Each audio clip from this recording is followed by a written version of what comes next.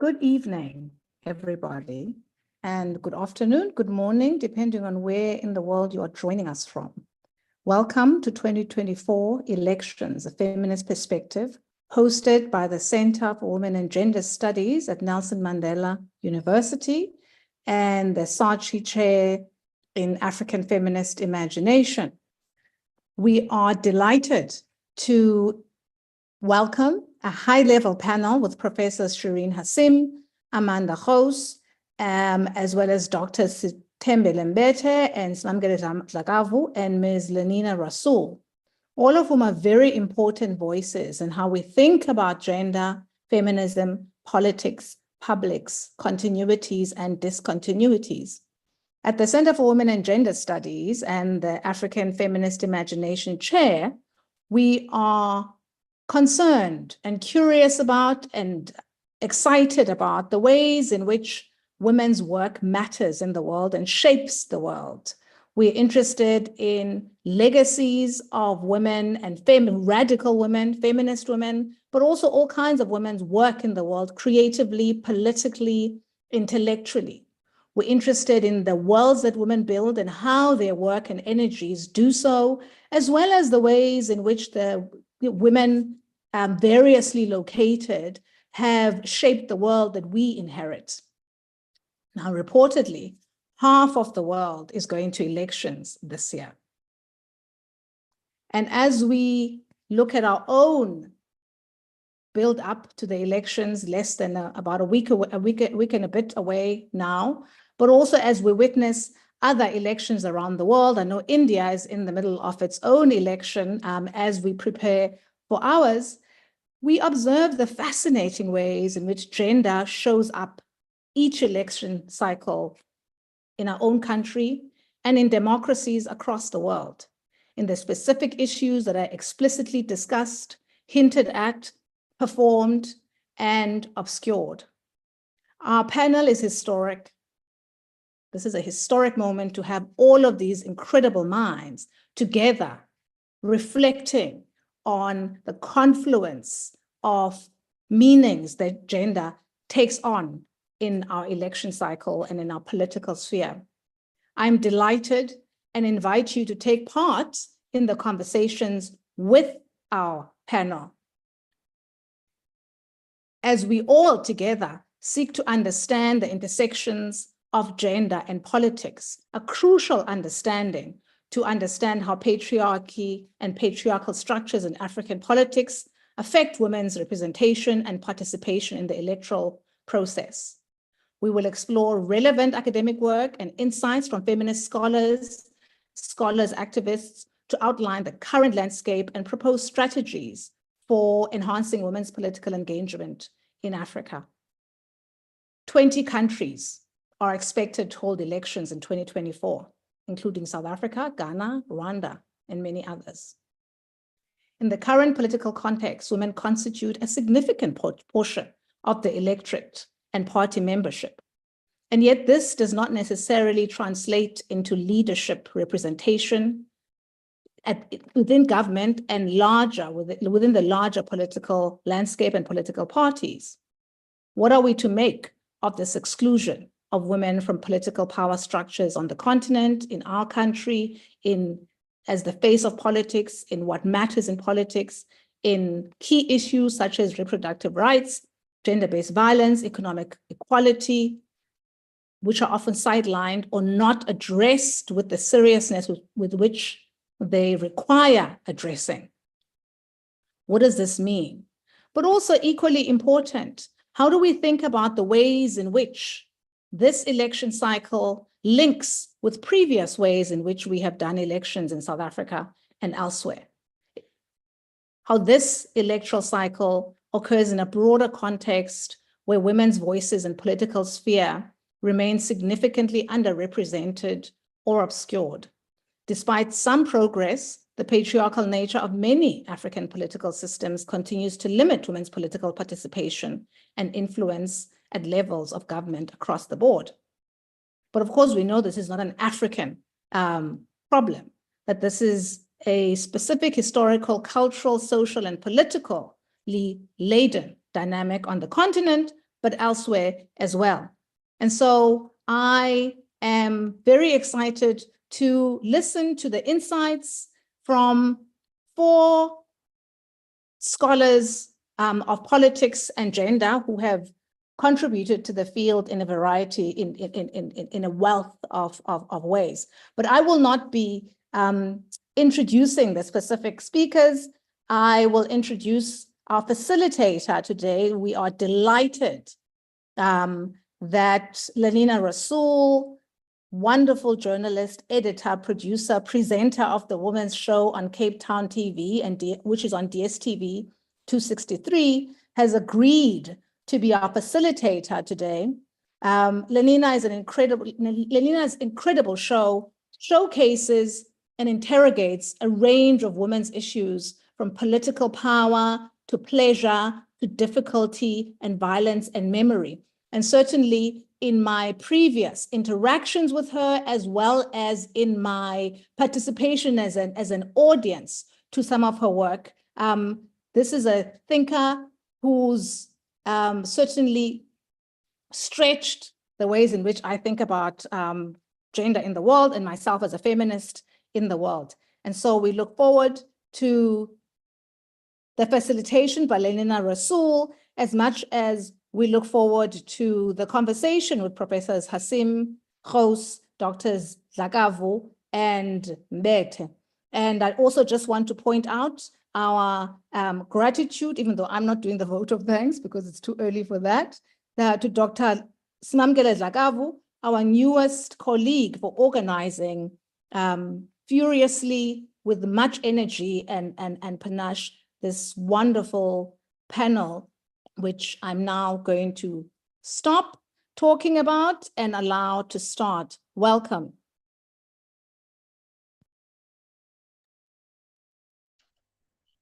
Thank you very, very much, Professor, for that introduction, and welcome to everybody here, most especially to our esteemed panelists. I am Lenina Rasool. I am the producer of the Women's Show. And I always, when I'm speaking, offer a disclaimer in these spaces that I'm also a very new feminist. Up until 10 years ago, I thought that a feminist perspective is being a working wife and mother, until I got divorced. And the institutions that I had to then interact with and the way that I interacted with institutions changed significantly. And I realized that was sort of my awakening to the ways that the world and political institutions and policies are not designed for women, especially single women, especially single mothers. And so I am also, and that is what gave birth to the Women's Show. The reasoning behind the Women's Show was really just to show the gaps and the failures within systems, including our justice system, including our political systems. And I am so excited to be here now, 5 years later, after doing the Women's Show, and be speaking on this topic and being able to look at elections and participate in a discussion on elections from a feminist perspective. One of the ways that I'm a new feminist, and one of the reasons I was really afraid to be on this panel, I'd like to say, is because I am also not an academic. So I'm a self-taught feminist. And so early on, also just want to offer thanks to all of the panelists and all of the researchers who have done the work that I have been able to access. I realized that part of the reason feminism came to me so late in life, or my awakening came to me so late in life, is that women's work and research and presence in spaces is very invisible. Every time I come across a new piece of research this week or these past weeks, when I was reading about the papers by our panelists, I kept thinking, why didn't I know about this earlier? And so I am so excited to be able to bring not only this conversation, but also be engaging with a lot of the research that has got us to where we are. We are going to have strong interaction and engagement throughout this panel that everybody knows. So after we introduce the panelists and each one will speak and give some opening remarks, we are going to go through a few questions. and then we will have a Q&A. And I want to encourage everyone to participate and to send in their questions so that we can engage on these topics and that we can learn new things and also understand. I think someone was saying earlier before the panel discussion started, that we can understand that where we are is rooted in where we come from. And so I'm hoping that we can delve into a lot of that history to understand the context of where we are today with regard to the 2024 elections. And on that note, I am going to introduce our panelists. And we are going to begin with Dr. Simamkele Dlakavu. Dr. Simamkele Dlakavu is an African feminist activist, researcher, writer, and communications and sustainability professional. And she's currently a postdoctoral fellow at the Department of Science and Innovation and NRF Saatchi Chair in African Feminist Imagination. Her research interests include social movements, feminist development economics, citizenship, and the ways in which African feminist activists make claims towards the state and organize politically. Dr. Simamkele has served as a consultant for development organizations such as Oxfam South Africa, the African Women's Development Fund, the Soul City Institute for Social Justice, and One Young World. Next, we are going to be listening to Dr. Sitembele Mbete. Dr. Mbete is a lecturer in the Department of Political Sciences at the University of Pretoria and serves as an associate fellow of the Center for Governance Innovation. Before joining the University of Pretoria, Dr. Mbete worked as a researcher in the Secretariat of the National Planning Commission, as a political researcher at IDASA, and served on Right to Know campaigns, provincial and national working groups. Dr. Mbete's contribution to South Africa's election ranges from being an Open Society Foundation for South Africa Democracy Fellow to being a member of the Ministerial Advisory Committee on the Electoral System. And I will also say, you know, when I Googled Dr. Mbete, I learned so much about how and why our elections are organized the way it is. And I would really encourage everyone to go have a look at some of those papers because they really open up our understanding of the type of elections we have and why they are the way they are. Next, we're going to be listening to Professor Amanda Gous. Professor Gous is a distinguished professor of political science at the University of Stellenbosch and currently distinguished professor. Her research fields include South African politics, women's citizenship, political behavior, women's representation in government, national gender machineries, and gender-based violence. Professor Gous has received numerous awards for her work, including the Alexander George Book Award for her co-authored book, Overcoming Intolerance in South Africa, Experiments in Democratic Persuasion, the Rector's Award for Excellence in Research, the Distinguished Women in Science Award from the Department of Science and Technology, and the Rector's Award for Excellence in Media Reporting. And last but definitely not least, we have Professor Shireen Hassim. Professor Hassim is a historian, political scientist, and professor in the Department of Political Studies at the University of Witwatersrand. She's also a Canada 150 Research Chair in Gender and African Politics in the Institute for African Studies at Carleton University. And her research fields include the role of women in the South African liberation movements and the tensions between the ideologies of feminism and nationalism. Her book, Women's Organizations and Democracy in South Africa, Contesting Authority, received the 2007 Victoria Schuck Award from the American Political Science Association, while Fatima Meer, Voices of Liberation, was included in the Mail and Guardian's Humanities Awards 2020 long list collection. Moreover, Professor Hassim sits on the board of the Human Sciences Research Council and is a member of the Academy of Science of South Africa. And so welcome to all of our panelists. I'm so excited We are going to begin with some opening remarks from each panelist, and if they're fine with it, we'll go in the order that it was read, which means we'll begin with Dr. Simamkele Laavu, followed by Dr. Sitembele Mbete, followed by Professor Amanda Gous, and then Professor Shireen Hassim. And this is just really for us to begin the discussion and for the panelists to speak to whatever is on their mind, and specifically, what our thoughts are on feminist perspectives of the 2024 elections. So, Dr. Laavu, over to you.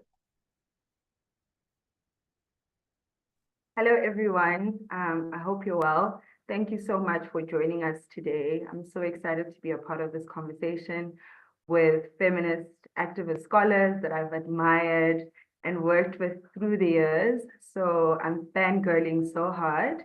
And I'm also fangirling at our attendees list. So I'm very honored that you all have joined us today.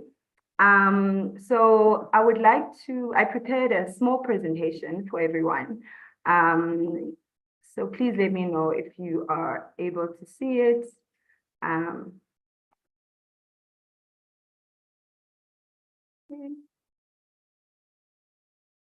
Is that a yes? Sorry, I can't see. Can someone tell me? Yes, we can see, Sima. Okay, great. Okay, so I'm just going to play. Hopefully, you will be able to hear it as well. I want to play an intervention by the late anti-apartheid struggle activist, cultural worker, ambassador, Lindiwe Mabuza, and her intervention was made during the ANC conference in 1991. Can everyone hear it? He got very honest, like one comrade laughed to us on the bus last night. When the question of 30% was mentioned, he got very serious and he said, a police force, a police park. Comrades, I think this may be at the bottom of it. In 1981, comrade president said to the ANC Women's Section Conference, the responsibility of the emancipation of women is not a task of women alone, but it's a task of all of us.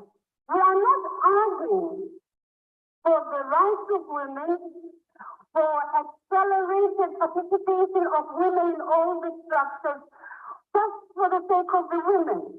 It is for the sake of our organization. Let us be an exemplary ANC. Let us lead as we lead in the country, even on this question. When we start talking about marriage, we must listen to ourselves because we begin to sound very much like what many racists say about Black people. Why don't they raise themselves up? Why don't they work themselves up? Why don't they qualify? Why is it as if we are responsible for this subordination of women in all spheres of life?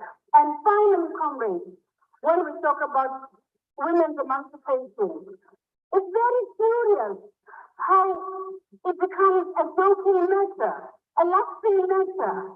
With ego, as if it's not really about human beings who want to have the fullest expression in their own organization. Thank you, comrade.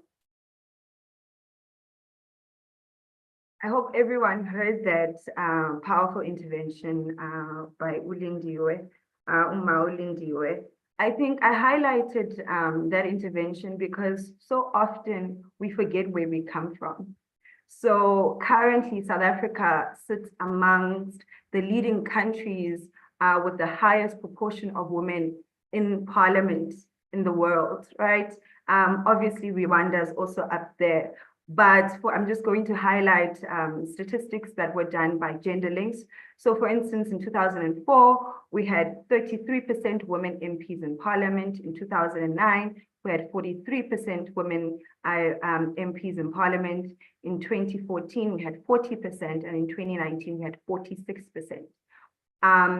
One of the women members in cabinet as of 2019 were 50%, right?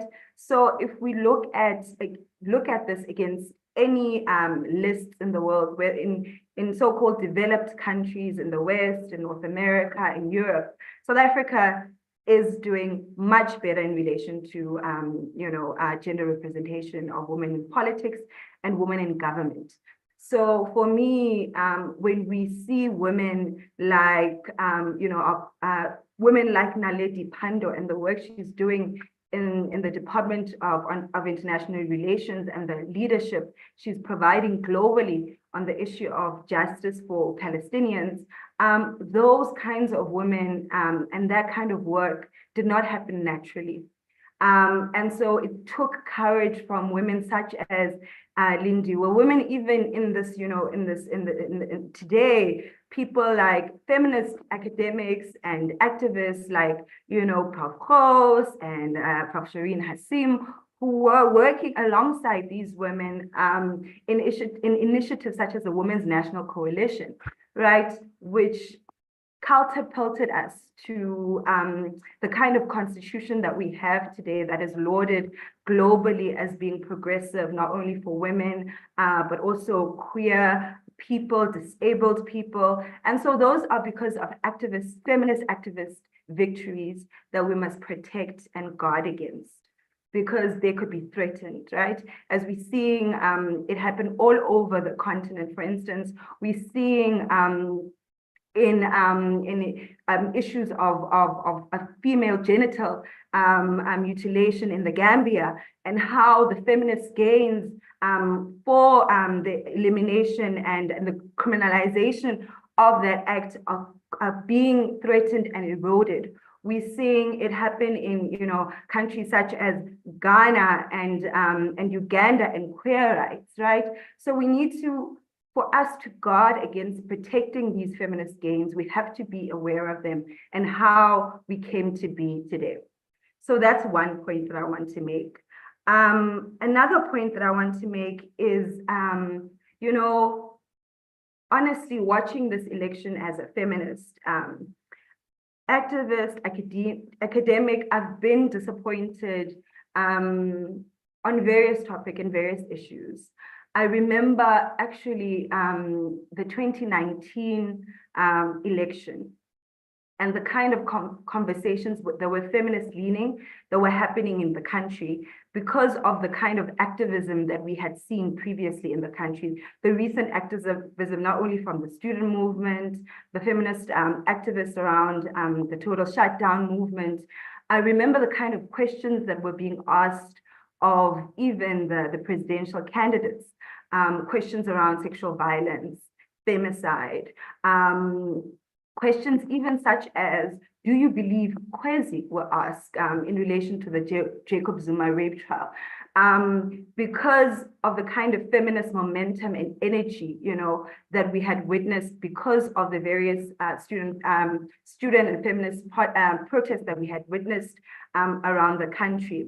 And so this speaks to the importance of when there's a feminist movement political vacuum in the country, we also see it in the kinds of conversations that take place during the election. So for instance, right now, I wished I could have seen, more journalists, particularly asking Cyril Ramaphosa, you made plans when you were first elected as the president. For ensuring that gender-based violence was taken seriously. You called gender-based violence and femicide in this country as the second pandemic during the COVID crisis. You promised funding to tackle and support feminist movements around gender-based violence. Where has that gone? I wish I could have seen some of those conversations and probing during this election cycle. There's so many other moments of disappointment that have happened, from my eyes during this election cycle in terms of a feminist and gendered lens. Another one, very disappointed in the EFF and how they handle the issue with Honorable Naledi Shira, where she had to justify taking care of her 6th child and missing work. And we know the feminist anthem, the personal is political. And so how we penalize women MPs when they attend to their family responsibilities and their childcare responsibilities speaks so much about the political culture. But, as a feminist, activist, I also believe that although it's important for us to highlight the problems and issues that we see in our society and how it affects women, it's also important to highlight the gains that we are making as feminist activists, what we are, the policy perspectives, the shifts in discourse, because in that way we can amplify it. For instance, in feminist theory, there's a term called post-memory.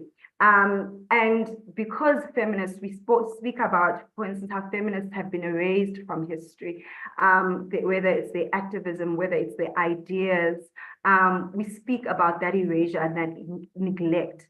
But it's also a part of our duty as feminists, right, to highlight and archive and speak about feminist activist work, ideas, gains, etc. So in the next section, I just want to speak to the good that I've seen in this election, my incitement as a feminist that I've seen in this election. Okay, so I'm going to share my slide again. So first of all, the arrival of, Rise Mzansi has been quite fascinating to me. And particularly a fascinating individual to me has been the Gauteng Premier candidate, Vuyiswa, who did something so fascinating for me on Workers' Day in May, on the 1st of May recently.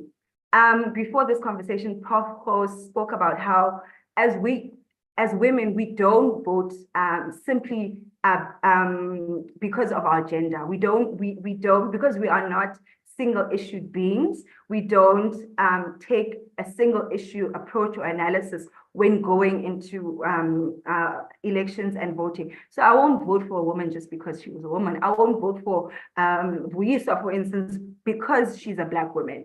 Or I won't vote for a particular political party because of one single stance, because we believe in intersectionality. We believe in a praxis that pays attention not only to gender, but class, to race, etc. So Vuyiswa, this act that so on Workers' Day, Vuyiswa chose to host a breakfast and a dialogue with domestic workers, who we know because of our history are majority of Black women in this country. And so she wrote onto the, and I quote here, she's like, today we're honoring workers and hosting a breakfast with domestic workers who are the true backbone of this economy and this country, and whose work is often unseen and undervalued. I found this very powerful in terms of providing us an intersectional analysis, an economic analysis to worker struggles and workers' issue in this country. We know that domestic workers, their conditions under apartheid. We know that although there have been some gains made in terms of, ensuring workers' rights, domestic workers' rights, them being able to be formalized in some sense, to be able to, for instance, be able to claim UIF, to claim, from, if they get injured at work, to be able to claim for that. And those are also feminist gains, by the way. And so for her to center domestic workers when speaking about economic inequality and the state of the workers' struggle in this country, I found powerful. And I'm really, and I tweeted her actually yesterday. We were driving with my friends and I saw a poster of her. So there was a, election posters, multiple political parties, so many faces. She was amongst the sea of men and her face was there. So that does something, I think, for us, although we know there are limits to representation, but also representation is important. And there are not many women premier candidates in this country as of recent. So excited about Vuyisa and what she's going to do for our political landscape. I'm going to speak about another exciting moment for me in our current political landscape in relation to gender. I know I'm biased because I'm friends with her, but Honorable Naledi Shira and the work that she's doing and how she's pushed EFF in relation to sex workers' rights and the movement to decriminalize sex work. So this is just a poster of this work she's been doing since this poster is from August 2020, and now we are in August 2024. So she's been doing this work for many years. And I read this year's EFF statement with pride, EFF statement in relation to workers' rights on the same Workers' Day. So they said, and I want to quote them a little bit here. So they said that EFF has staunchly advocated for the recognition of sex work as valid work and advocating for the decriminalization of sex work for both sex workers and their clients. This, if we look at our history and where we come from as a country in relation to the idea of sex work, and even as the feminist movement, right? How powerful is that for a political party in South Africa, a left political party in South Africa, to speak about and champion sex work in this way, right? And Naledi does this well because she's working with the sex worker movement. So she's not working in isolation. She's often in conversation and mobilizing with movements such as the Sonke. I find this very powerful, and I feel like we need to amplify this work. And just as a close off, I think I want to play. I hope people won't tell me that I'm campaigning for the EFF in any way, but I've referenced Naledi Pandor from the ANC, I've referenced Visega from RISE, but I want to share this video that I found so powerful recently by an ordinary, and I speak about this in my master's thesis on gender and women in the EFF, because so often we associate this political party with, you know, the men in the party, Julius, etc. But women in the EFF, similar to movements that we've seen in the past, not only here, even if we look at the Black Panther Party and the role, and the role that women played there, right?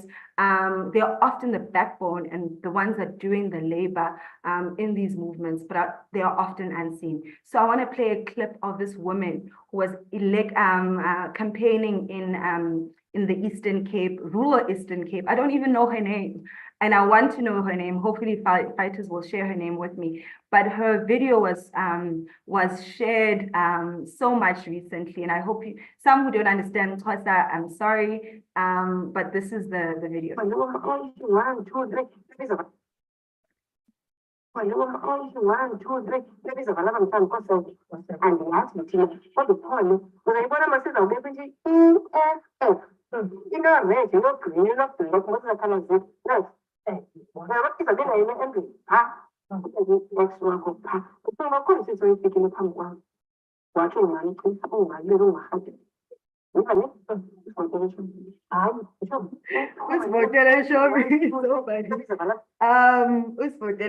If you look at the demeanor and approach and the respect that women are portrayed towards the voter, the patience, compared to what we've been seeing, for instance, recently, Fikile Mbalula went to a township recently. In the fanciest cars, we are seeing people like Manana from the ANC going into these communities wearing 30,000 Rand shoes, right? Completely disconnected to the realities of the majority of this country. And here is a rural woman, right, who is speaking to people within her context in the way that she's speaking to them, canvassing for this political party. So yeah, so those are my inputs. I know I've gone a bit over time, so thank you for your audience.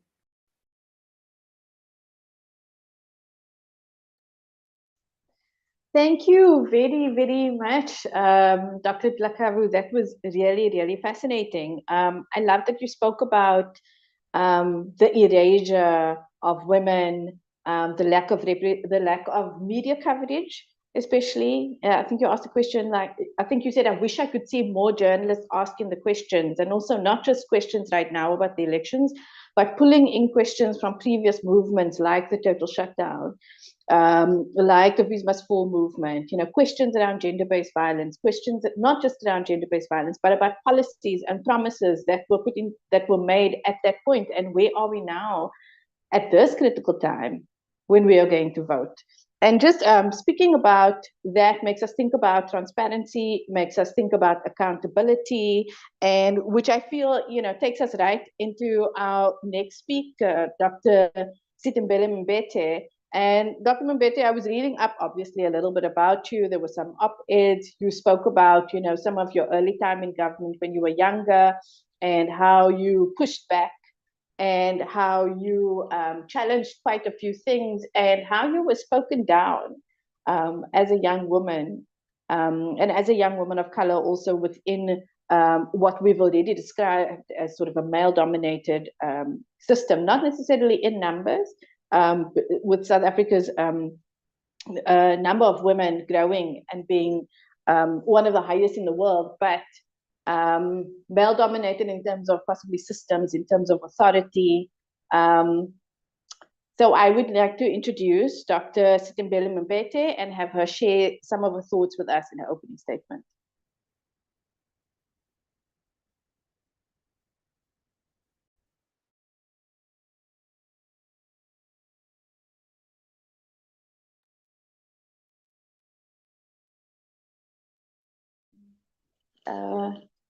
Dr. Mbete?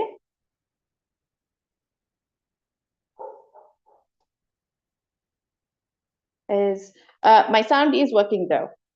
If someone can just confirm, that's fine. Perhaps, yes, perhaps Dr. Mbete just had to pop out quickly.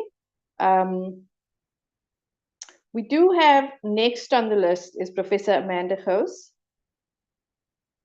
Should we move on to that, Professor? Would that be okay?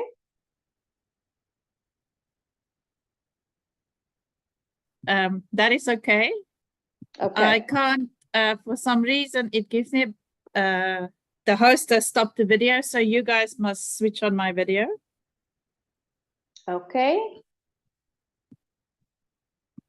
Okay, it is on. And it's on, okay. Yes, if I may say, that doesn't completely negate that introduction about the struggles that women face in terms of being silenced. I think, Professor Gous, you can give us an even longer history of how long that has been going on and how women have been having to deal with that throughout the ages. I know, if I may just say, one of the things that kept coming up for me as I was reading about the elections and I was reading about women's history is how women have representation, but they don't have a lot of authority. And so sometimes, and specifically speaking to the treatment that they receive and being shouted down, often there are cases where women eventually burn out and are forced to leave politics. And I think that might just be a good opener because obviously we want to encourage more political participation. So thank you, Professor Gous, and we are looking forward to hearing from you. I have sent a PowerPoint presentation, so if that can just be shown, please. Okay, next slide.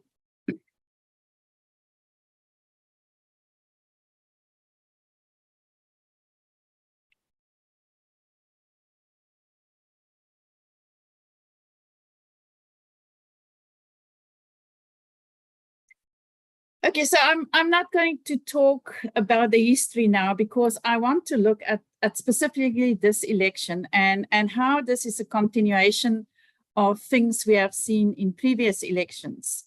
So if we look at registered women, nearly 3 million more women have registered than men. There are 15 million women and 12 million men. So women have the power to swing an election. if they all would vote for the same party. But women don't vote only on account of gender. And I think this is why we need to ask the question how people prepare for elections. And if we look at, parties led by women, there are only 3 of them. Good, the South Africa Rainbow Alliance, who has a slogan, Women First, and the National Freedom Party. But I've also looked, and in every election I do this, I've looked at the political party manifestos, and they are mostly gender blind. And, if we look at the ANC and the Good Party, for example, they have sections on gender-based violence with some superficial idea of, for example, the police needs to be encouraged to investigate better sexual rape and sexual assault. I mean, that is the work of the police. Why do you need to put that in a manifesto? The ANC says that they will implement the National Strategic Plan on Gender-Based Violence and Femicide. Why hasn't it been implemented? There's been 5 years to implement it. Action SA says something about decriminalization of sex work. And here is the most interesting thing, is that the EFF is the most comprehensive. And it's really interesting to look at their manifesto, and I can see the voices of young feminists in that manifesto. So I think some of the student movement leaders that's been in the EFF helped to write that section, but it talks about reproductive rights, it talks about gender-based violence, it talks about the empowerment of women in the rural areas. It talks about all the things that feminists actually are concerned about. And then you ask yourself, to what extent is this pure opportunism? And Sima mentioned the reprimanding of Naledi Cherwa, the EFF MP, who had to take care of her 4-month-old baby. And she had to apologize publicly. So there's the manifesto, and then there's the action of the male leaders of the EFF. Rais Mzansi talk about proper and sensitive management of rape and sexual assault cases and better forensic services. Now, I don't even want to talk about the MK party, because that's taking us back to the dark ages. But my point here is that no parties gender mainstream issues of gender in their manifestos. And the question is, and this happens every year, why don't women keep these parties accountable, right? Do women actually read these manifestos and ask what parties are going to do for them?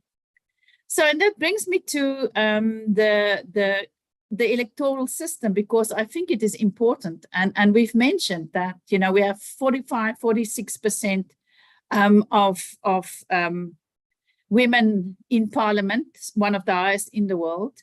And that's because of a voluntary party quota by the ANC. There's only one party that has a quota. Other parties don't even talk about the quota. And the opposition party, the DA, always says that women need to get there on merit, as though women don't have merit. So what we see here, and where you have a zebra list system combined with a quota, as the ANC does, it works well. But you can also go and look at the top 10 of the ANC. There are 3 women there, not all, and it's not a zebra, it's zebra from 10 onward. So what we see is descriptive representation, so numbers, versus substantive representation, and that's the policy influence and representing women's issues in parliament, which the ANC women, very few of them actually do that. So it's again about the numbers rather than the changes that women need to bring for women in parliament. Next slide. I want to talk now about our latest research that I'm doing with the Nordic Africa Institute in Uppsala in Sweden. And it's called Making Politics Safer for Women. And we're doing a comparative study of Ghana, Kenya, and Zimbabwe. And I want to bring it back to South Africa when I talk about this, because what we see in other countries on the continent is the violence aimed at political actors. In other words, not participants, but women as political candidates. And what it does, it decreases women's participation as candidates. This is a new and developing field of study, and there's work being done in Europe now and in Latin America. But what it shows is that it harms the integrity of the victims, and it also harms democratic rules. And what we see, the types of violence is conceptualized along a continuum, from physical, psychological, economic, and emotional abuse. And what is the worst at the moment on the African continent is the online harassment. So women are attacked because they are political actors. And here the issue of intersectionality is really important. Age, race, class, sexual identity, and geographic location. So especially older women who have more status are the ones who are actually quite harassed and called all kinds of names on online platforms, like sluts, like witches, and all kinds of insults that's actually aimed at damaging their status and their integrity. Next slide. In Ghana and Zimbabwe, a politics of insults, ridicule, and rumors exists, with verbal abuse relating to gender, sexuality in the form of cartooning and name calling, like witches. And we know the load that it carries to be called a witch. In Kenya, women in politics are expected to respect men and not demonstrate any opposition as a lack of respect. Now, I've looked at the South African context and what on the local government level, and what we see there is physical abuse. Very often, women on the local government level get abused. I don't know if some of you have seen the video where a local councillor was dragged by her feet out of an office because she was asked to vacate the office for no apparent reason. And we also have assassinations. And I looked at the number of assassinations in the last local government election. And what we see there were 40 assassinations, of which 4 of them were women. So the question here, of course, is, and this is what research in Latin America has shown, is, are women harassed because they are women or because they belong to a certain party, and that the men also are harassed? So there's this issue of they are being harassed as women, or is it because they belong to a certain party? And I think that's, in the African context, we need to also consider the party membership. So I'm interested in what is happening with this, specifically with this election. Online platforms, we're looking at online platforms. Can we just move to the next slide? The probabilities of violence during this election is quite high. And those of you who've read the Sunday papers yesterday would see that, that there are hotspots singled out, and it's specifically quite a number of them in KwaZulu-Natal. There are talks about taxis and truckers disrupting elections. There are police removing the weapons from their armories because armories are going to be targeted. And there are indirect risks, such as sabotage of water supply and boundary disputes. And then there's, of course, fake news. Those of you who live in the Western Cape will know that there's the Patriotic Alliance are really spreading a lot of rumors about actions by the DA that's not, verified and not true. So there are all kinds of issues going on. But then today, the Constitutional Court ruled that old President Zuma he's not eligible to stand as a candidate. He can remain on the ballot as the face of the party, but he cannot, if the party wants to become a member of parliament or the premier. So we need to ask the question, what will this ruling of the court, what type of violence will this elicit from supporters of Zuma? But the question then for me is how much of this will be aimed at candidates? And we know that because people don't stand in constituencies, it's much more difficult to know how they are targeted. And if they're on lists, how are they targeted? So the online platforms are really the place to look at this. But just in conclusion, I think the fact that we have so many women as voters who actually can make a difference to an election. They also need then to ask or look at the lists of the smaller parties. Where are the women on the list of the smaller parties? Because if a party gets 1 or 2 seats,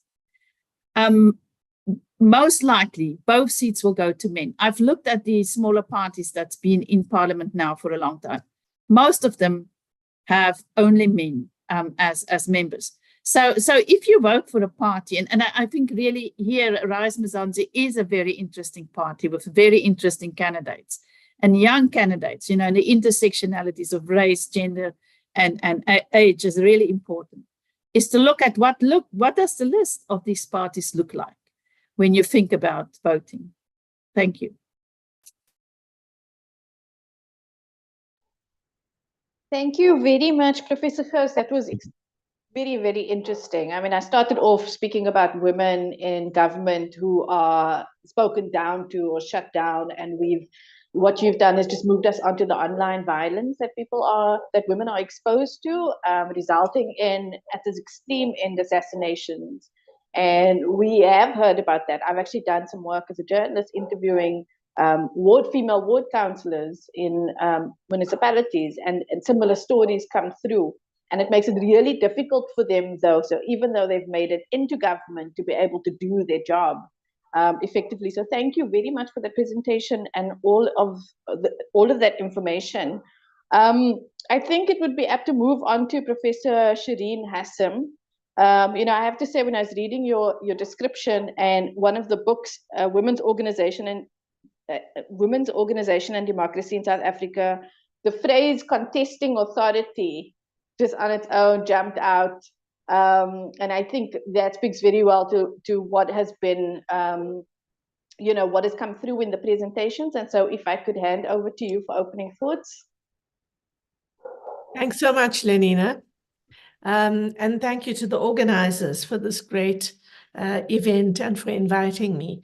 I thought maybe what I could do, and it is stepping back a little bit, but I hope I'll wind it back to ending where my previous 2 colleagues ended, is to just look back and 30 years ago, what is it that we wanted? What did we intend? We have now one of the most successful parliamentary democracies in the world. We were at the forefront of creating a system in which the connection between our equality clause, our concerns with representation, our concerns with the position of women in society came together in the early 1990s to produce quite a path-breaking a vision of what a feminist-friendly democracy could look like. And what were we thinking? What were all those people that Simamkele spoke about earlier thinking in the early 90s? Absolutely, the question of women's exclusion from formal politics was at the heart of it. And, this was a time when, even though women had really been very important political actors in ending apartheid, nevertheless, when it came to deciding what the new society would look like, women were not included in the teams of negotiators who were put forward by all the political parties. And the amazing thing is that it created the basis for a platform to emerge through which the demand for representation could be made, because that was a demand. It didn't matter what your politics were, that you had to have access to the institutions of democracy in order to make a difference. And it's out of that debate, pushed initially by women in the ANC, but then broadened out right across the system, that we got the argument for political parties to include women in their lists. Only the ANC took on the idea of a quota. And the quota really broke the deadlock of male domination, in a sense, in a descriptive sense, right? The first parliament opened with this dramatic nearly 28% of women. No other country really had anything quite like it. Even in the Scandinavian countries, that was considered to be a dramatic first democratic parliament. And we made a lot of capital out of it globally. It was a moment of hopefulness. But I think what's important to remember about that demand for representation is that it went along with an agenda. It went along with a whole set of policy demands, all of which had to be articulated in a number of different spaces. There were conversations right across civil society that women were involved in. Some of them were women's organization responses, but women feminists were also present in other organizations, making sure that ideas of gender equity were put on the platforms of a number of sectoral institutions, like around health, around welfare, around economic development. So what we were talking about then was substantive representation, so that the women who got into parliament would have a certain degree of accountability to the constituencies to which they that got them there, all those women's organizations that pushed for greater representation of women. And initially there was quite an interesting just sense of collaboration between women's organizations and the women in parliament. There were a number of fora through which you could begin to approach those women MPs. There was a body inside of parliament of women MPs that was really, really important. And Pregs Govender was central to that. So it was really a substantive representation demand, not just descriptive representation. And it was very much tied to the constitutional clause on gender equality and the constitutional clause on socioeconomic equality. Both of those were, and rights, both of those rights in our constitution were the kind of lodestars in the beginning for what women should do once they get into these positions of power. But of course, it didn't never pans out as optimistically as you think. And the last 30 years have seen a really a much greater distance between the women politicians and women's organizations in civil society. We've had, in fact, significant breaks between feminists and the women in the ANC. No longer, at the moment of the, Simam Kelly will remember this very well, at the moment that Jacob Zuma was on trial for rape, there was no ally. The ANC women were not allies around the issue of sexual and gender-based violence. And there was a confrontation between young feminists, not only young feminists, old feminists like us, and the women in the ANC Women's League, right? So it very increasingly underscored the idea that it's not just that we want women in parliament, we want to have feminists in parliament, not only and that in fact having a diversity of feminists so that it's not just in one party, but in opposition parties as well really does matter. So some of the wins, some of the gains from the first parliament were not sustained. This distance has continued, I would say, that there are very poor linkages now between women MPs and women's organizations. And in part, it's not unexpected because our system is one of proportional representation, as Amanda pointed out. But the proportional representation system both helped us in that it kind of enabled us to kind of put pressure directly on political party leaders to increase the number of women on lists, right? And once the ANC did it, it had a kind of knock-on effect that it became a way in which you could monitor commitment to gender equality. But proportional representation also worked against us because it pushes politicians into being loyal, or being accountable, not to voters, but accountable to the party bosses, to the people who decide who the lists, who is going to be on the lists, right? And heaven forbid that you should dissent from that. So we've had the example of Naledi Chirwa, who, twice now has been mentioned. The interesting thing is that she's number 200, I think, on the EFF list. So she's low down. She's likely not going to make it because she chose to speak out. She didn't allow the kind of double speak, if you like, to pass unnoticed. And the fact that she tweeted it, she will pay a price for it, right? So proportional representation gives party leaders, party elites to really control which women they want to put on the list. And if you are not, if there's a tension between what voters want and what the party leaders want, it's the party leaders that will win out.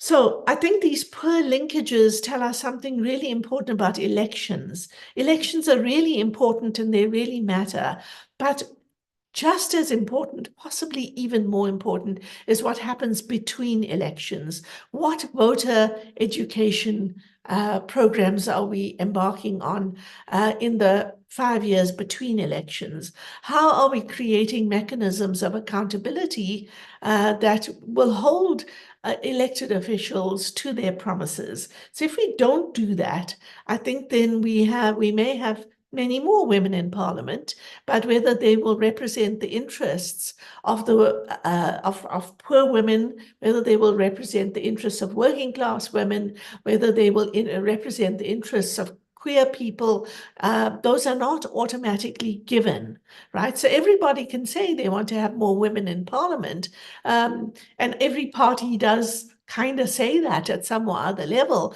but what are the values that they want those representatives to carry? How easily are those representatives able to ensure that policies and legislation address the needs of people on the ground? That is the question, and that depends on how well we are organized and how consistently we make these, put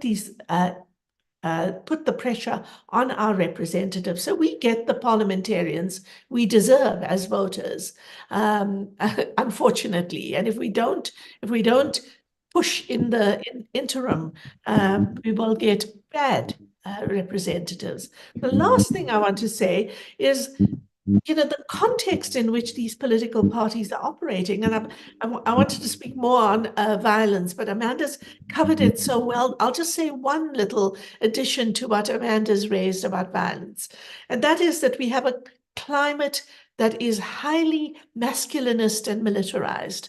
And I don't, it's cognitive dissonance to me that, for example, the EFF, with its amazing platform on gender equality, it's a performative politics is very much it's an army. It's a hierarchy is referred to in militaristic terms. It acts in a militarized way. And now we have the MK party, and it's doing the same kind of thing, right? And as long as we have a kind of militarized, bullying type of politics, it's very hard for people to raise voices, let alone voices of dissent. So I think we do have to look at how that has changed. The things that could never have been said 30 years ago would have been inconceivable, that in a democracy, political parties would act in these ways, today are taken to be the norm. And we are not the only place in the world where this is happening. I see it happening in North America. I spend most of my year in Canada. I see it emerging, this bullying, aggressive kind of politics, perhaps tied to social media, but this absolute attack on anyone who dares to speak out. I see it in the US with the Trump movement, with the MAGA movement. I see it happening in Europe, in country after country. So it's not that we are particularly bad or have a particular problem with toxic masculinities. It's that it is all over, and it's making it even harder for us to have the substantive representation, right? And make no mistake, women can be part of toxic masculinity too. They can contribute to and uphold it.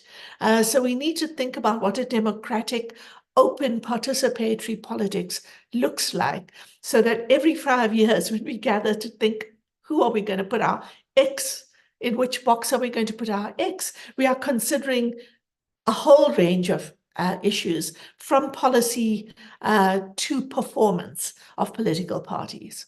Thank you.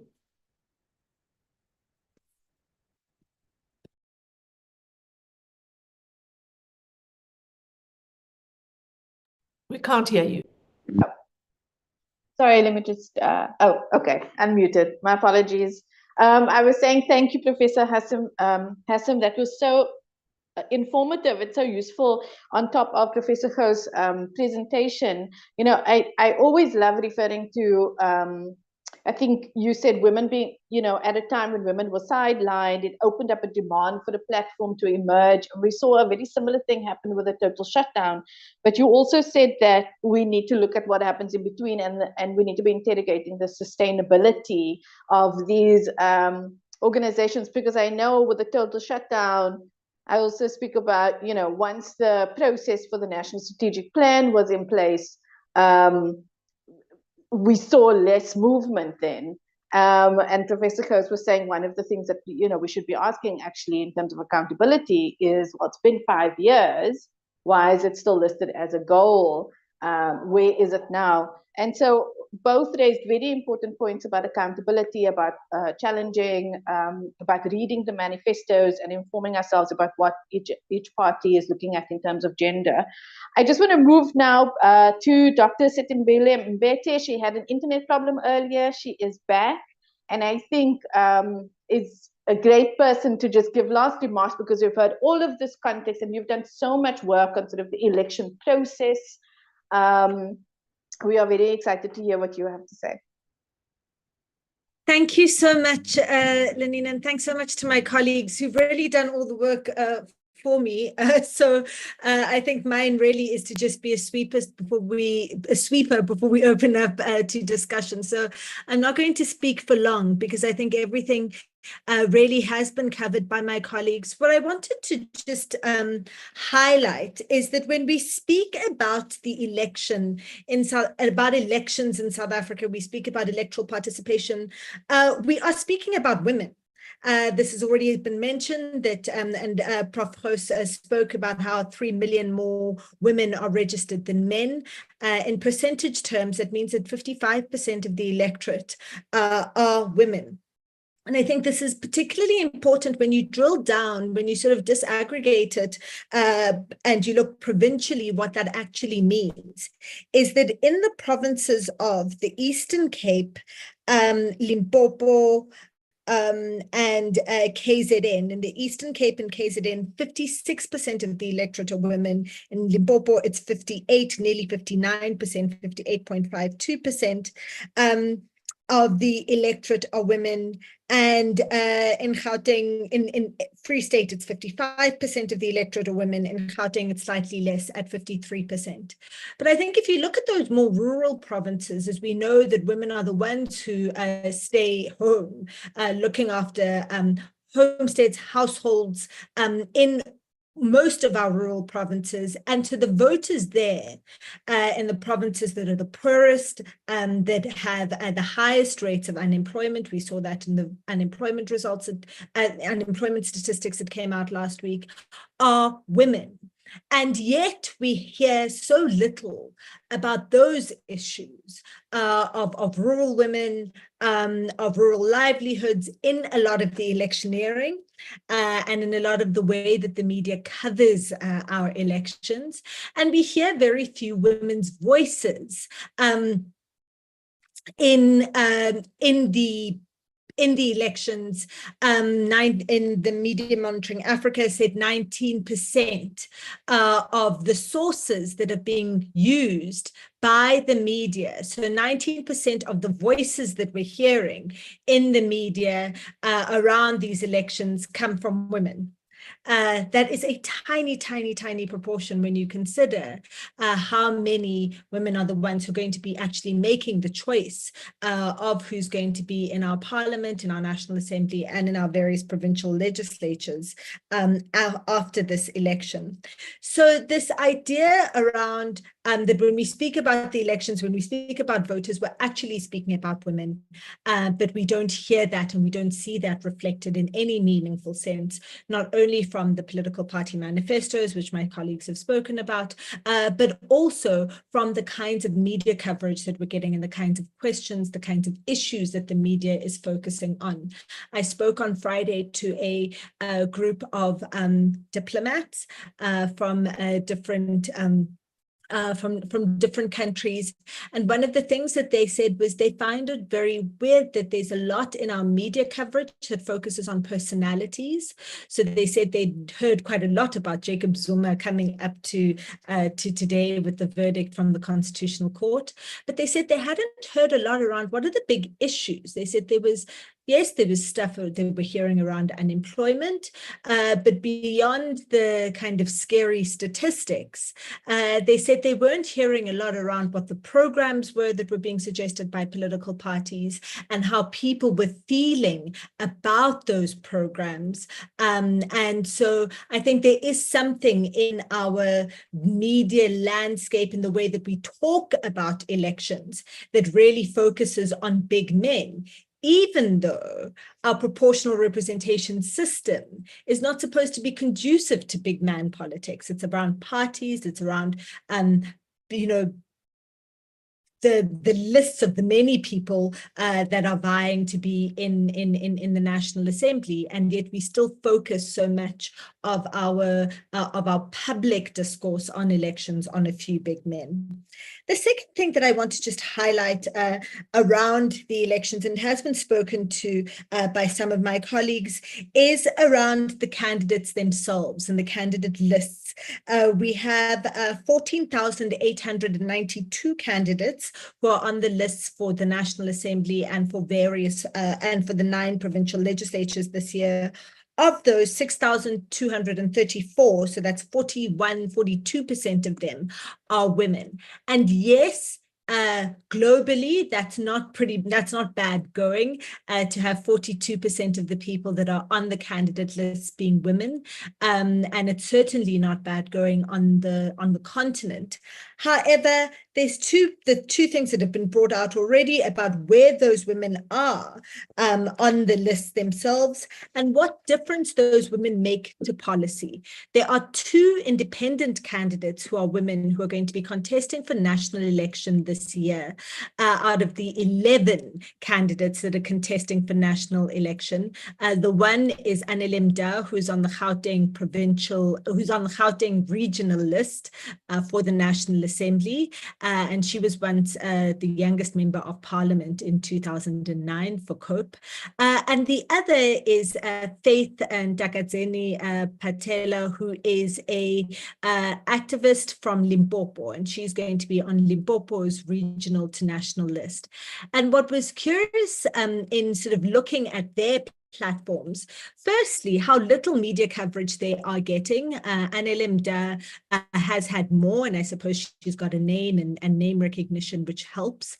Faith Patela, I've only been able to find one article interviewing her and a handful of TV references to her. So how difficult it is as an independent, as a woman who's running on your own and isn't relying on a political party to get your platform out. But then when you dive into that platform, Mbete is very much focused on GBV, on domestic violence, on equipping the police with the resources required in order to address our very serious pandemic of gender-based violence. Other proposal is around the implementation of a parole waiver so that people who are found, who are convicted of rape, GBV, femicide, aren't able to go on parole until they've served half their sentence. She does want, however, a review of the social security, social grant system, which is really interesting considering that the majority of people that rely on our social grants are caretakers of children, who are mostly women, because the child grant is the social grant that is the most used in South Africa. So the gendered effects of that are unclear from her platform. Faith Patela's platform, though, is a very Christian, very religious one that views with no mention, with no gendered view of policy at all, and rather wanting to have the country have a more godly government than what we currently have in order to deal with issues like corruption and improving the education system. I highlight this because the point that Prof. Hassim ended on, that just having the representation does not necessarily lead to more progressive policy platforms or policy outcomes. So there is a need for us to, in thinking about women's political participation beyond this election, to ask what are the issues, what are the big platforms, the big issues that women can organize around? Where are the structures that can help with organizing? The point that Simamkele made earlier, that the kind of organizing that we saw leading up to 2019, we really haven't seen leading up to this election, and therefore there are many of these issues that have just fallen by the wayside in the electoral conversation, but also risk falling by the wayside once that new parliament is elected, whoever is in place. Because the kind of organizing, the kind of activism that is required to really have a transformative policy and as well as a more progressive kind of politics being performed in our National Assembly in particular, and in the different provincial legislatures. I think we can only sustain that momentum with organizing. And so there is, putting this out, I suppose, as a challenge to the people that are on the call and to my colleagues around what are the opportunities for us to begin organizing around women's political issues, even between elections, to prevent us from being in the position in 2029. I will end there and over to you, Linda. Thank you so much, Dr. Mbete. That was so informative, as all of the presentations have been.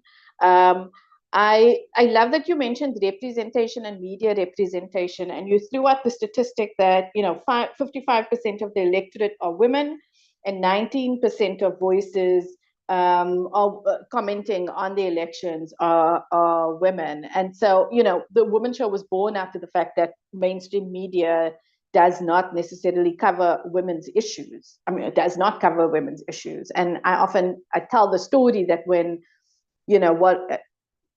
as a journalist and as a woman, when I went to my colleagues and I realized that there's so much research out there, because often the research doesn't make its way to people on the ground. And I said, oh, you've got to be reporting on these things and these things and these systems. And I was told that it was not sexy. And it doesn't, what they want is sensationalist copy that is going to sell copies. And that's going to take us into a larger conversation about capitalism. And that's not where we are right now. But I wanted to thank you at least to just highlighting how little mainstream media are covering that. And hopefully, journalists will latch onto that and to this conversation. The other thing that I want to speak about that you ended off with, and sort of, I think, round up the conversation and have the other panelists also comment on, is about organizing. So I think everybody has spoken about how women coming together, and what I often describe it. So when I talk about sort of that initial group that pushed for gender issues to be on the agenda at the dawn of democracy, and then when we look at the total shutdown later on, it's very interesting. For me, I talk about critical mass and tipping point for women to drop whatever issues are holding them separate and to come together in order to facilitate a change. And we thought about what are the big issues now. Now we've got good representation, maybe not substantive representation, but good representation. What are the big issues that women need to organize around now? On that, I want to throw something out there. So we had the first year, 2018, which was a total shutdown, and we saw women mobilize across the country. The following year, in 2019, as a journalist, I tried to do a follow-up. And the first thing that was interesting was I could not find information anywhere on the internet about whether it was happening or not. I actually had to phone someone, which in this day and age is considered like, if it's not online, it doesn't exist. And when I showed up there were very few women sort of, hanging up some stuff. It wasn't a march. It wasn't big. And I went for lunch with some of the organizers afterwards. And I found out that when we look at these big movements and we think about the work that goes into it, often a lot of the work to organize is unpaid, is women's unpaid labor.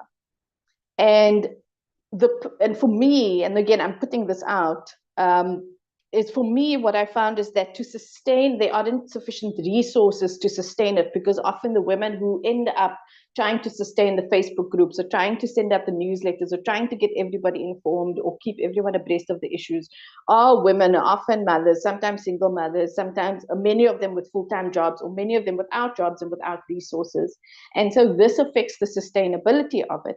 And so I just want to turn to the other panelists who have this wealth of experience in terms of, in terms of organizing. What do we need to see in terms of women organizing around issues? And I think, Prof. Hassim can also speak to this when you've written a book of women's organizations and democracy, and which has got to do with organizing. So I think whoever feels like they want to go first, I see Dr.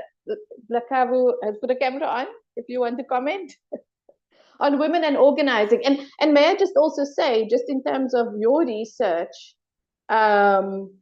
that was also a fascinating aspect for me when we're talking about women, doing the work on the ground within the political parties. A lot of that is groundwork. A lot of that is physical labor. It's physically moving between towns, is knocking on doors. And so just thoughts around organizing. I think Prof. Hassim was first. Her hand up was first. No, it's fine. You can go ahead. I can't, my camera's blocked. Okay, no problem. Oh, okay. Do you want to go first?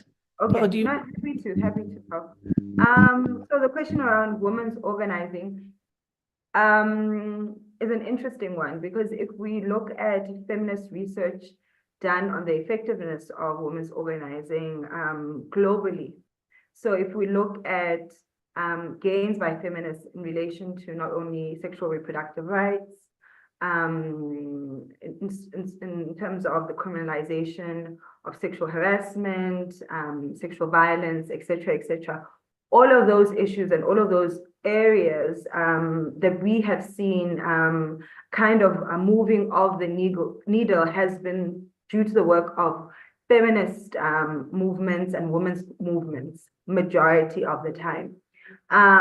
We even see this in our country. So my recent PhD research on the 1 in 9 campaign, which was founded in the wake of the Jacob Zuma rape trial, and in support and in intangible solidarity with Fezekile Fezeka is an example of the effectiveness of women's organizing and feminist organizing in particular. And so, for instance, when we look at the sexual violence crisis in the country, where we look at, although it still remains a pandemic, we have pushed the needle in relation to sexual violence. And for instance, I just want to make a recent tangible example about the importance of women's organizing. Because I think we've spoken about the total shutdown movement and what has that achieved. But for me, the recent case, there was a rape judgment around sexual violence, the Tsoko judgment, that was a very problematic judgment that was handed out in the Makanda court by a very revered, lawyer or advocate in this country. But that judgment was so problematic in so many ways in relation to how it defined consent, in relation to how it victim blamed, and through feminist activism and collaboration, not only by feminist legal scholars, such as the Women's Legal Center in Cape Town, the organization led by, a feminist activist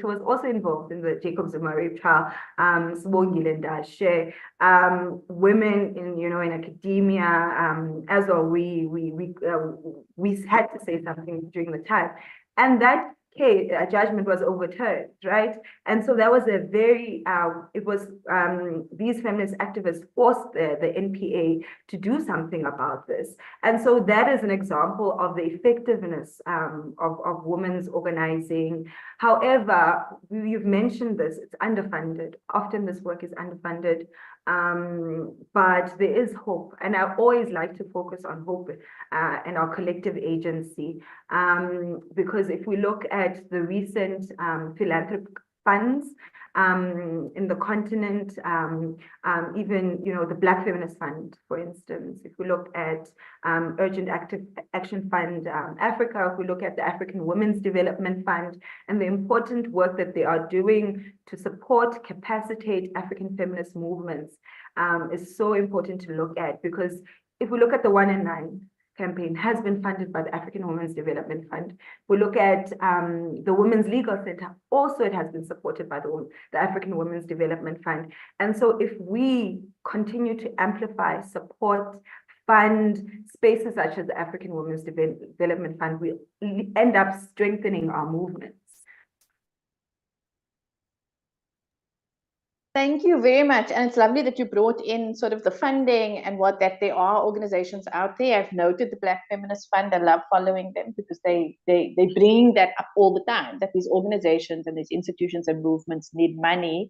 I want to hand over to Professor Hassim, who has can tell us about a long history of movements, and maybe just you did speak about sustainability, so maybe could also just comment on that.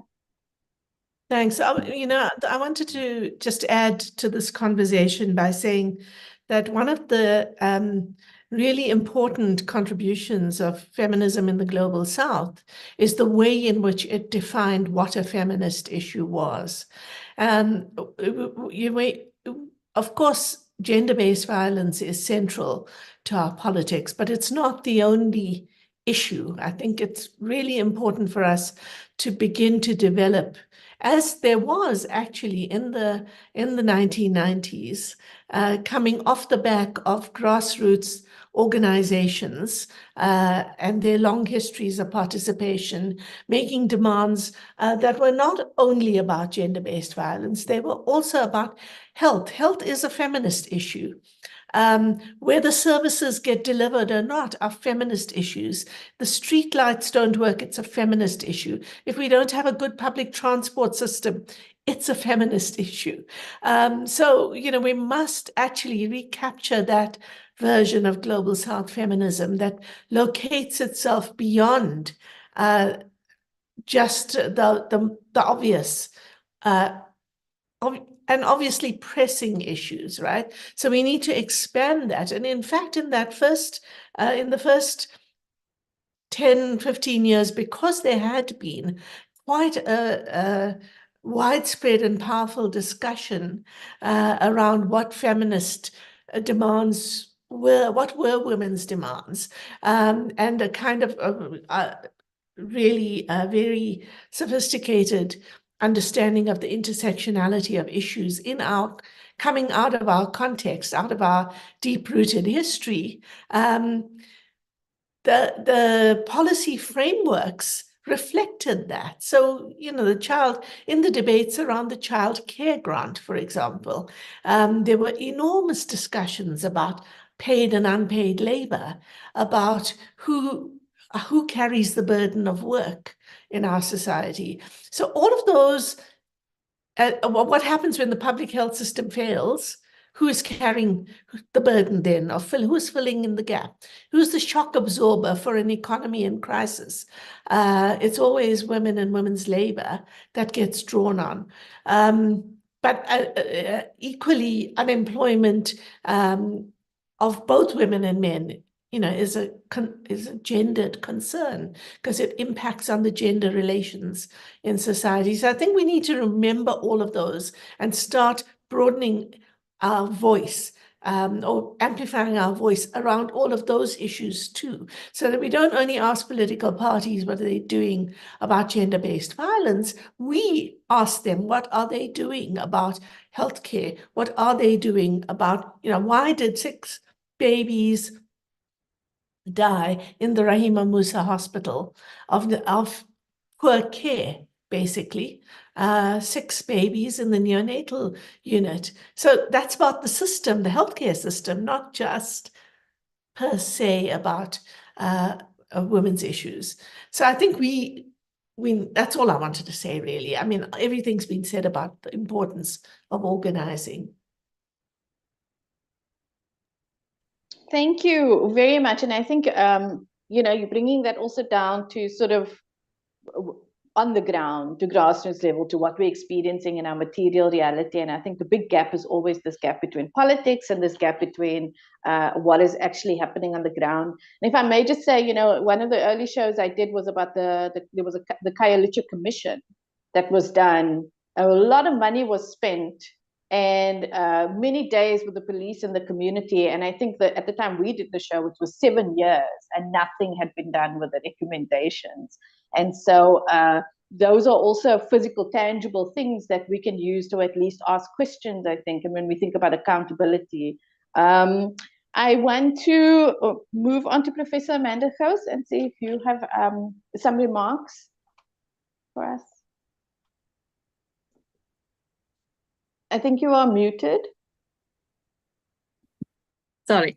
I think there's been a retreat from feminist organizing and after that transition period, but it was a student movement, the Paulist movement really that brought back the urgency of us to think about intersectionality and radical feminism, and in not only gender-based violence, but as Shireen has pointed out, that so many other things are feminist issues.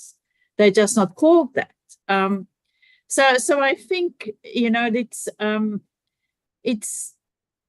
and my own work has shown that rather than having sort of an umbrella body in the country, we have what I've called localized temporal movements, and many of them are around pieces of legislation, right? So we engage legislation like the Tradition Courts Bill that was such an awful anti-feminist, hostile to women piece of legislation. So we deal with that, but then when we're done dealing with the laws, that organizing sort of fizzles out. So we need to think what it is that's going to bring us together, and around many issues, not only gender-based violence. I mean, total shutdown was the violence, the organizing around violence. But again, we don't see the improvement in the conditions. So we can't just do it once and then stop doing it.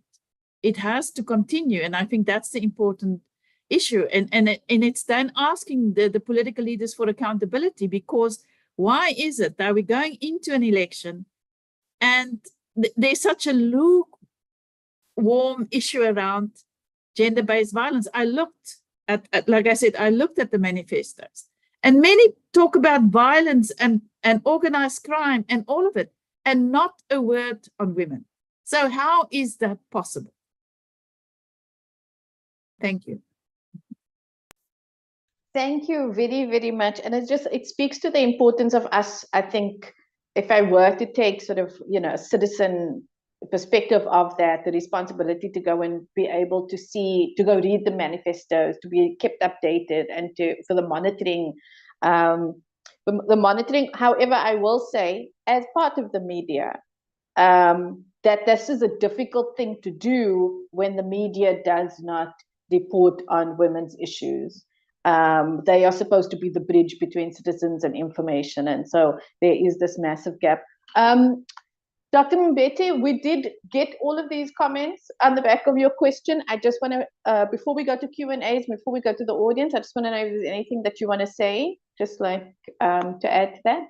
No? Okay. No, I'll wait for the Q&A.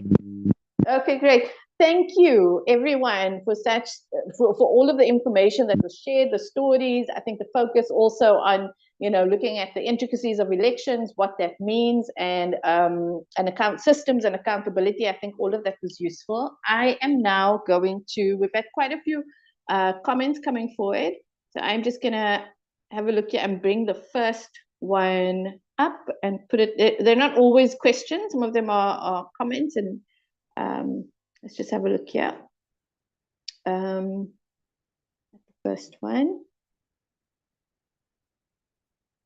So Letu Musa Kulube says, and I actually wrote down here, there is a sad trend of women leaders who are rare encounters. Example, Joyce Banda of Malawi, Ellen Johnson Sirleaf of Liberia, Samia Suluhu Hassan from Tanzania. Should the strategy transition towards succession planning that is deliberately feminist, is this a potentially beneficial mechanism to achieve transformation? And then localizing my question, DA's Helen Ziller has a male executive, Goods Patricia DeLille has women in the usual suspect roles of women and disability, while the late Zanele Kamagwaza Msibi seemed no different. Are these parties starting points for the case for feminist political succession planning? Is there any of our panelists who can speak to that?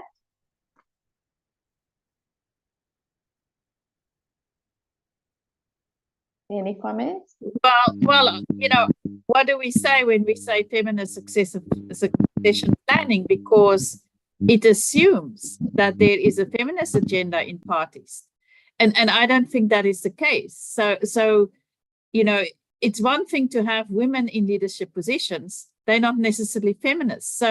So my question would be is how do you insert that feminist agenda into political parties? Helen Zille isn't a feminist. I mean, she has the same, she's sometimes worse than any man, you know. So it doesn't mean if you have women in leadership positions that they necessarily are feminists or that they will adopt a feminist agenda. So if we talk feminist succession, then we need to look at young women and how to get young women who you know, some of those women who came out of the Fallist movement, how do you get them into positions where they can assert a feminist agenda? Thanks. There are also different kinds of feminist agendas. Let's also just put that on the table. Yeah. So I was reading the Under 45 article today in the Daily Maverick, all the young people are looking at the women, and a fair number of the women are perhaps what I would call, you know, liberal feminists with an agenda of entrepreneurship and rising to the top of business and so on. So there are different types of feminisms, and you know, in a multi-party system, you can choose which kinds of feminists you want. You should be able to choose. You know, there should be feminists in each party to some extent. Not all each. Okay, some of these parties are very traditionalist, but you know. Yeah, just want to say different types of feminism and those different, that variety should be represented as well. Yeah, I think I fully agreed with that point about the different types of feminisms, but I also think that political parties, I think there hasn't been enough scrutiny of the of kind of succession within parties. If you look at their provincial representatives, for example, so the ANC, if you look at from branch leadership right up to the different regional representatives and then the provincial leaders, we keep expecting women to sort of be parachuted to the national level. But when you look at how much there are, how many women leaders there actually are in key, very influential positions at the provincial, at the regional levels, at local levels, you see that it's very difficult actually for women to get elected to those roles at the very lower parts of, you know, of party leadership. And so they then rely on male sponsors in order to be able to be parachuted into positions at more sort of senior levels of the parties. And so the issue is, I think, a much more, is a deeper one than just the national levels that we're speaking about here, but the very difficulty of women for women in growing within the leadership of different organizations, even though, as Sima said and has done research on, so many of the party organizers are women. So they're the help, they're the manual labor, but they aren't the strategists, the organizers in the sort of titled ways that are considered meaningful within those organizations. The other thing also to point out is that both with Joyce Banda and with President Hassan of Tanzania, they both took over after the death of their predecessors, so they were sort of caretakers initially in their when they took over.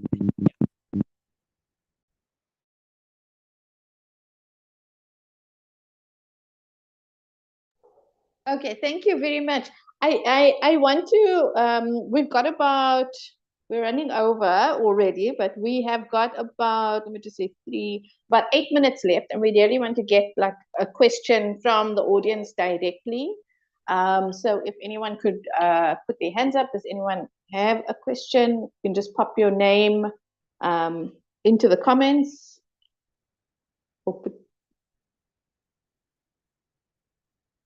or we can watch. Wendy, I know you're keeping an eye.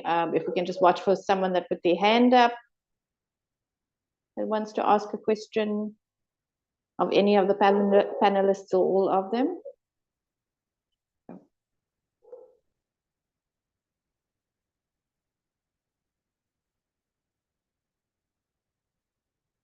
We do have some, I just want to acknowledge that we are seeing the questions that it's coming through in the comments, but we do also just want to see if anybody wants to speak directly or read out their comment themselves. Shingarai has her hand up. Okay, is she? Yeah. Oh, okay. Okay. I'm assuming you can hear me, but I can't turn my camera on, so that's fine. I'm just going to read out my question. My question had to do with a comment that Dr. Mbete made about the persistence of big man politics. And my question is both for you or Dr. Laavu. What are your thoughts on strategies that can be employed to move past or overcome big man politics, particularly in countries that already employ a gender quota? I made the example of Zimbabwe and South Africa. Both use a version of a quota. And in both cases, big man politics persists in the larger parties and in the opposition parties. So I just wanted to know what your thoughts are on how the feminist movement can strategize to overcome the dominance of big man politics, particularly when a quota has already been employed to try and overcome that. Thank you.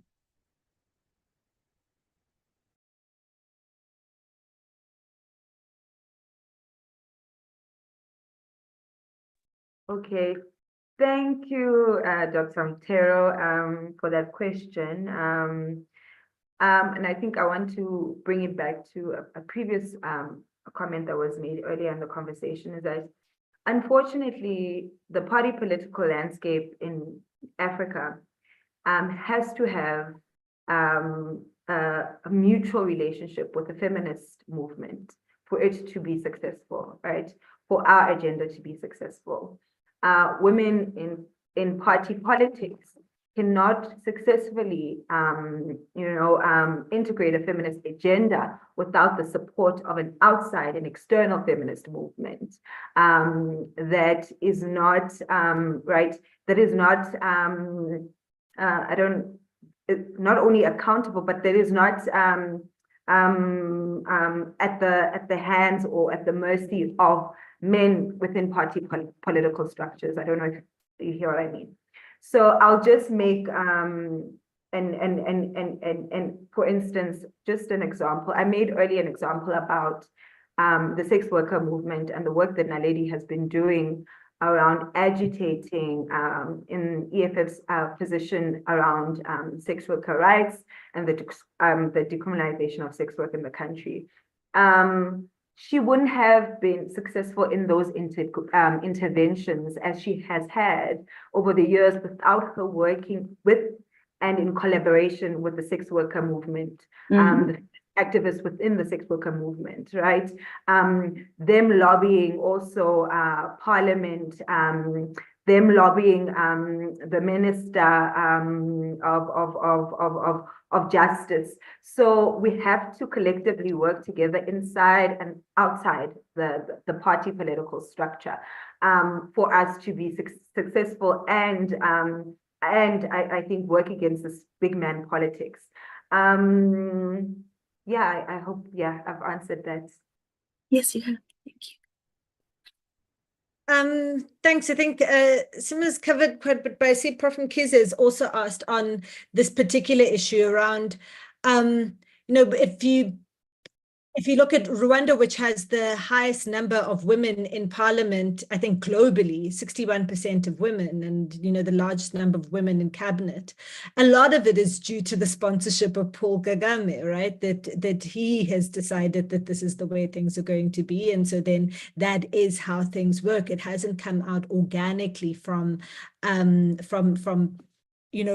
society, and so I think that the biggest thing that needs to happen in order to start challenging the situation that you are describing, Shingirai, that manifests in different ways in South Africa and in Zim, but is the same tendency, is for, as Sima says, that you need it's a societal shift that needs to happen. And so you need the organizing from outside the political parties for the women to rely on the inside. I think that a lot of the kind of sponsorship dynamic that we're seeing, particularly at local level, but I mean, you see it, I mean, with our own cabinet at national level, is the sense that women don't have ready constituencies, and that the constituencies that they have aren't particularly powerful.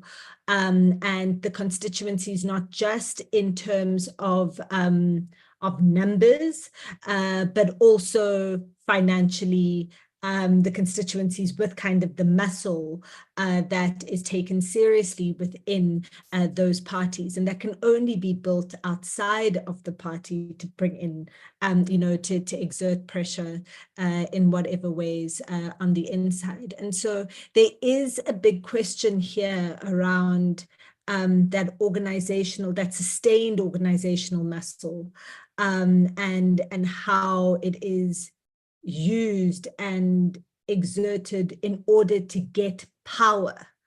I used to train young people who want to run for political office. And a lot of the challenge for a lot of the young women was just admitting that they want power. And you can use power for good or ill, but you first have to acknowledge that that's what you're wanting, that you're not just organizing to, you know, you're not just organized, and it's not a just problem, but that your organizing isn't welfare organizing. It's power. It's organizing for the purpose of taking political power. And I think that that needs to, we need organizing that's built around that, to then provide to allow or to enable women politicians from the grassroots up to have independent sources of power, so that they're not always so reliant on the men in those parties to sponsor them in whatever way. Can I say something? Because I think if we focus on a national level, we sometimes lose sight of the local level. But if we look at how many women organize service delivery protests, there are many of them, and they are at the forefront, and that's the constituency, right? So we need to look at also what happens on that very grassroots community level, and how, you know, how are these women who actually organize basic service delivery protests, how come are they not engaged in political ways? Well, that's just a question I have. Sorry, everyone, I just wanted to make one comment about, to contribute to the conversation that Dr. Stembile brought up around women and sponsorship and male sponsorship, and the importance of women building their own political power outside of party structures. I want to give an example. So when the EFF first got into parliament in 2014, if we go back and look at who was the first person on that list in the EFF, whose name was mentioned first when they were welcoming the EFF into parliament, it was Primrose Sonti. So Primrose Sonti was an activist based in Marikana. She was there during the Marikana massacre, organizing with women in what was then a women's organization, a movement called Sikhala Sonke. And so if we look at the first ward that the EFF won, it was in Marikana. And that is not by coincidence. It is because women such as Primrose Sonti and others in Marikana had built up a mass political base that could not be ignored. A mass political base that people, for instance, in my MA, I tell a story about how Primrose was recruited by Julius Malema Julius asked Primrose for a meeting because he saw her speak at a community meeting. He saw the authority, the legitimacy, all right, and the power of Primrose and what that could help him, and how that could help him and the political project of the EFF. And women like Primrose in Marikana gave Julius and others an inroad into Marikana, an inroad into becoming an authoritative political voice in the worker struggle in the mining sector. And so for me, for women to be successful, I believe, and gain power in party politics, they have to organize independently outside of these patriarchal structures, build mass power from the communities that they come from and they're bred from. Thank you so much. And I love that we ended on this note of sort of power, and I think it also lends itself to a note on self-development. And so I would say, one of the biggest challenges that I find on we're speaking about low representation of women, but one of the biggest challenges that I find having a TV show that features 99% women is sometimes I spend 2 hours on the phone just convincing somebody to come and share their story. And there are so many ways that women don't think that they are qualified enough, or they're ready, or they're just afraid of what people will say when they're in front of the camera. And so I love that we should be interrogating power and building up the self to be able to stand in that power. And on that note, we are out of time. I want to say, I know there are still questions outstanding that the speakers did not get to answer. I've been assured that those questions will be noted down and sent to the speakers, and hopefully feedback will be offered at a later point. But that brings us to the end of this webinar. I want to thank everybody. I'm going to hand over for the vote of thanks to be done, but I just want to say also from my side, thank you to the panelists for all of those insights. I myself have learned a lot. Thank you to everyone who's joined us. And now I am handing over to Professor Papalwa Magokwana for the vote of thanks and to finish close. I think literally I have 1 minute. Thank you so much, colleagues. Professor Hassim, Professor Kraus, Dr. Mbete, Dr. Laavu, our facilitator, Lenina Rousseau, for coming.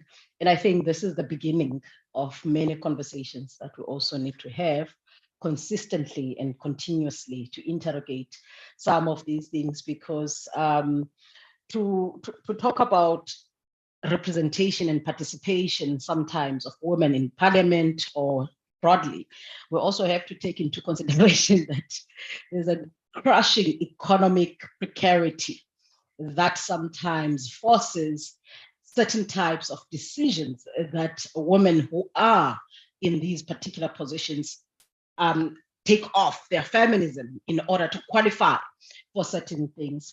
And I like the notion of breaking the political network that is linked to funding, because we think that that network is only about the candidates list, but that is also linked to the bigger network of funding, which I think women are yet to develop as well in terms of building their own power. But what is interesting about the whole conversation, I think all of us agree that it is beyond women's issues that we should organize. Health is an issue, environment is an issue. The fact of violence, the context of violence that we're all operating under is an issue. And it is threatening the very democracy that these elections are trying to open up. So with those few words, colleagues, I'd planned to speak more, but I think that I must respect your time and just say thank you for coming. And we promise we'll have a follow-up after the elections so that we can take on the results of what the elections are giving us, not only in South Africa, but also abroad. But thank you so much, colleagues. We really appreciate your time. Wendy will be in touch with a little parcel to say thank you to all of you. Thank you.